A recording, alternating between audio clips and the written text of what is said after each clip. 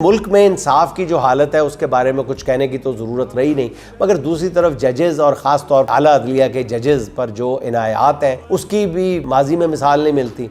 हाजिर सर्विस जजेज़ की मराहत और प्रोटोकॉल को छोड़ें, रिटायर्ड जजेज़ पर नवाज़शात की बारिश जारी है। इस बारे में ख्वाजा साद रफ़ीक ने एक पोस्ट करके बताया है कि इतनी मराहत के बावजूद सुप्रीम कोर्ट के रजिस्ट्रार ने जजेज़ के लिए ताहयात मजीद 3 पुलिस एहलकारों की खिदमात मांग ली है। साद रफ़ीक कहते हैं कि सियासतदानों, जर्नैलों और जजों की लामतनाई ख्वाहिशात और मराहत की तकमील का बारे गरा उठाते उठाते पाकिस्तानियों की कमर दोरी हो चुकी है। ये गरीब रियासत इस मुल्क की अशराफिया के मजीद नाजो नखरे उठाने के काबिल नहीं रही। ख्वाजा साद रफ़ीक की इस ट्वीट पर ख्वाजा आसिफ ने भी ट्वीट करते हुए लिखा है कि हमारी सिक्योरिटी जीरो है, जबकि जजेस की सिक्योरिटी के लिए टैंक भी दे दें तो भी ये जज एक से ज्यादा मांगेंगे। ख्वाजा आसिफ कहते हैं कि जजेस रिटायरमेंट के बाद भी नई दुकान खोल लेते हैं और इनके मीटर चालू ही रहते हैं। दोनों खाजगान की जजेस पे ये तनकीद नाजरीन रूटीन से ज़रा हटके है, मामूल से ज़रा हटके है।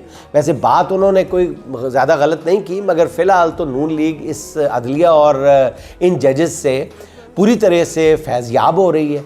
ये इन्हीं के ख़िलाफ़ क्यों बात कर रहे हैं? क्या नून लीग किसी नए बयानिए की बुनियाद रखने की कोशिश कर रही है? थोड़ा बहुत ज़रूर गौर किया जाना चाहिए। मेरा ख्याल कुछ दिनों में सब कुछ वाज़ेह हो जाएगा।